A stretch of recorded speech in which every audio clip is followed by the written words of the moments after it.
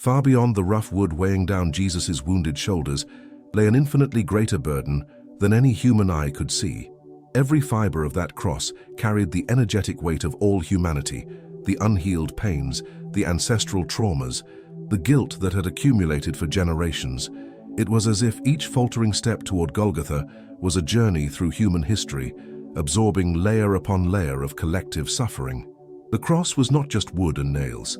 It was the physical symbol of a spiritual transformation that would forever connect heaven and earth. When the heavens fell silent at that crucial moment, many interpreted it as divine abandonment, but the spiritual reality was completely different.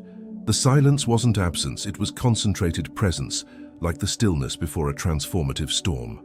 In the unseen dimensions, an epic battle was unfolding between forces of light and darkness, where every second of silence represented cosmic strategies being executed. It was the most profound language of the divine, one that dispenses with words because it operates directly on the essence of things. The silence of the heavens was like a conductor raising his baton before the most important symphony in history, a moment of suspension charged with power. While earthly observers interpreted it as absence, the spiritual dimensions vibrated with an intensity that prepared the ground for the greatest victory ever achieved. This divine silence acted as a sacred vessel, creating the necessary space for transformation to occur without interference. It was the moment when love needed to speak louder than any other voice, and for this, all cosmic directions fell silent. The apparent celestial stillness was, in fact, the maximum concentration of all divine forces preparing to rewrite the history of humanity. What seemed like abandonment was the most intimate embrace possible, one that needs no words because it manifests itself in the very essence of being. In that silence, future generations would find their answers, and the echo of that moment would reverberate through the centuries like the most beautiful music ever composed. The silence of the heavens was the preparation for the most powerful sound the universe would ever hear, the triumph of love over death. Each lash that tore the sacred skin was much more than physical violence. It was spiritual alchemy in its purest and most intense form. The blood that flowed carried not just cells and plasma, but a transformative energy capable of transmuting hatred into compassion on a cosmic scale. The wounds became luminous portals through which all humanity could pass from darkness to light. The pain Jesus experienced acted as a great spiritual filter, processing all human negativity and returning it purified to the universe. It was as if every drop of physical suffering was a seed of hope being planted in the garden of eternity. His torn body became a cosmic antenna, radiating frequencies of forgiveness that would reach every human heart throughout time. At that moment, spiritual physics operated under laws that transcended earthly comprehension, where pain was converted into healing and suffering into liberation. The tears streaming down the bloodied face were like liquid crystals, each carrying the power to dissolve millennia-old resentments. The crucifixion became a divine laboratory where the highest science of love transformed lead into gold. The portal of pain opened not only for Jesus, but for all humanity, which would one day have to endure its own internal crucifixions. Each physical wound created an opportunity for spiritual healing for millions of people who had not even been born yet. Transformation occurred simultaneously in multiple dimensions. What was destruction on the physical plane became reconstruction on the spiritual plane. This sacred alchemy of pain revealed that even the darkest moments of existence can be portals to the most luminous transformations. The cross became the eternal symbol that no suffering can resist the transformative power of unconditional love. Each drop of blood spilled was a promise etched in time that all human pain would eventually find its redemptive purpose.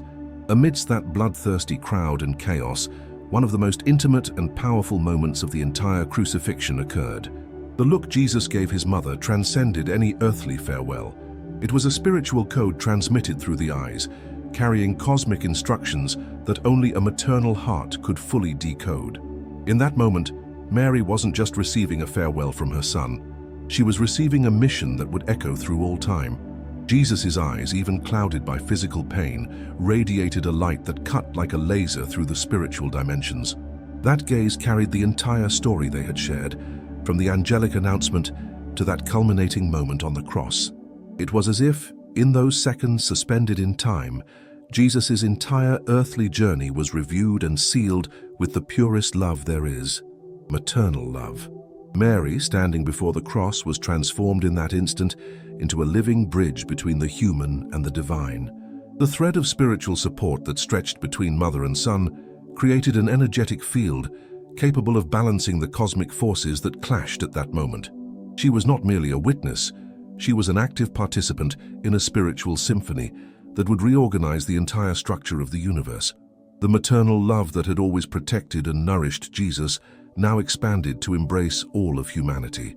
In that gaze, Mary welcomed all of humanity as adopted children, and each person who would one day be born would carry a spark of that infinite maternal love. The pain that pierced Mary's heart was transformed into universal compassion for all who suffer. That intimate moment between mother and son became public for all eternity, not through exposure, but through universality. Every mother who would one day lose a child would find solace in that gaze. Every child who would one day be separated from their mother would find strength in that farewell. The gaze upon Mary became the gaze upon every mother, upon all the sacred femininity that generates, nourishes, and sustains life through all storms. Hanging on a cross beside Jesus was a man who represented all of humanity, lost in its own mistakes and destructive choices. That thief wasn't there by chance. His presence was part of a cosmic plan that would reveal one of the most powerful truths about redemption and second chances. At the extreme limit of pain and near death, something extraordinary happened. The recognition of divinity through the purest human humility. The repentant thief would become the first to receive the promise of paradise, proving that it is never too late for genuine transformation. His conversion on the cross would become the eternal symbol that divine love can reach any heart, no matter how lost. And here I need to ask a question directly to you, the audience. Has there ever been a time in your life when you felt like that thief, lost, hopeless, thinking it was too late to change? The story of this man on the cross may be the key to understanding that your current situation, however difficult it may seem, can still be completely transformed. The true repentance that welled up in that thief's heart had the power to cross all barriers of time and space to reach eternity. These weren't just whispered words among crucified men, they were a cosmic declaration of faith that would echo through the centuries. The dialogue between Jesus and the repentant thief took place simultaneously in multiple spiritual dimensions, where each word carried frequencies capable of rewriting eternal destinies. While the physical body struggled against death, the man's soul experienced a rebirth that would transport him straight to the arms of eternity. The promise, "Today you will be with me in paradise," was not just consolation, it was a declaration of victory over all the mistakes of the past. That moment revealed that the proximity of death, rather than being the end of opportunities, could become the most direct gateway to complete redemption. The thief discovered that a few minutes of genuine repentance were enough to erase a lifetime of wrong choices. His instantaneous transformation became living testimony that divine love operates outside the human logic of time and merit. The cross beside it became a heavenly chair where the greatest lesson about forgiveness and second chances was taught. Every person who ever felt too lost to be saved would find hope in the story of that thief who died forgiven. His last-minute conversion would become eternal proof that there is never a too late for those who sincerely seek redemption. When darkness fell over Jerusalem at noon, it was no mere natural eclipse, but the physical embodiment of a spiritual war of cosmic proportions. The darkness that engulfed the land was like a curtain being drawn over the stage, where history's greatest drama unfolded, not to conceal, but to reveal the unseen forces battling for humanity's fate. Each shadow that stretched carried with it the weight of eons of darkness trying to prevent the ultimate light from shining upon the world. It was the last gasp of darkness before it was vanquished forever. In the spiritual realms, angelic legions took their positions as dark forces desperately tried to stop what was happening on the cross. The battle was not for physical territory, but for the soul of all humanity, which hung in the balance at that moment. The earthly darkness reflected the titanic clash between light and darkness, taking place in the invisible heavens. Every second of those 3 hours of darkness represented millennia of consequences, being decided in a war that transcended any human conflict. The sun that hid was not cowardly, it was reverent before the magnitude of what it witnessed. as if even the stars recognized that they were witnessing the most sacred moment of creation. All of nature mourned not for death, but for the necessary pain that would precede the greatest birth in spiritual history. The darkness that covered the earth functioned as a cosmic womb, where the new humanity was being gestated through the supreme sacrifice. In that darkness, each person who would one day face their own dark nights of the soul would find companionship and hope. The darkness of Jerusalem became a symbol that even the deepest darkness can be the prelude to the brightest light. The energetic battle raging at that moment set spiritual precedents that would enable every person to overcome their own inner darkness throughout the ages. When the light finally returned, it would not only be the return of the physical sun, but the birth of a new era in which darkness could never again claim definitive victory over light. The darkness that fell upon the earth became, paradoxically, the moment in which the eternal light established itself forever as victorious.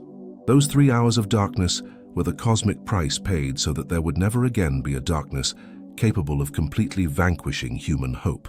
It is finished.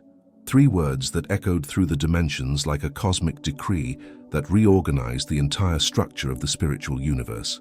It wasn't the groan of someone surrendering to death, but the cry of victory of one who had completed history's most important mission. Those words carried the weight of ages, the fulfillment of ancient prophecies, and the definitive opening of the path between the human and the divine.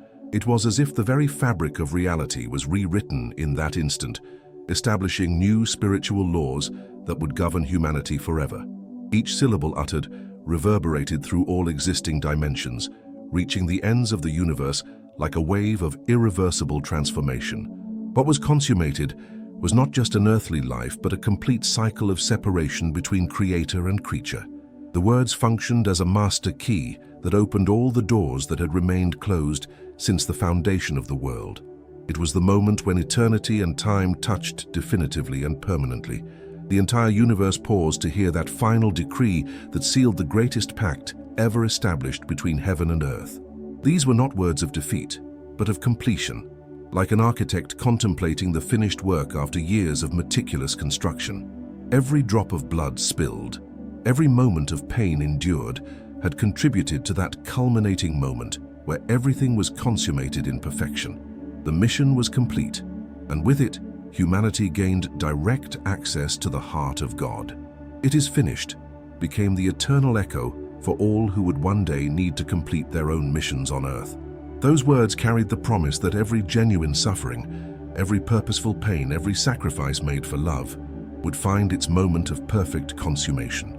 It was the declaration that nothing in the universe is wasted when offered in true love. Each person facing their own inner crucifixions could find strength in those final words. The cry of "It is finished" reached across time to reach every human heart that would one day seek to complete its own spiritual journey.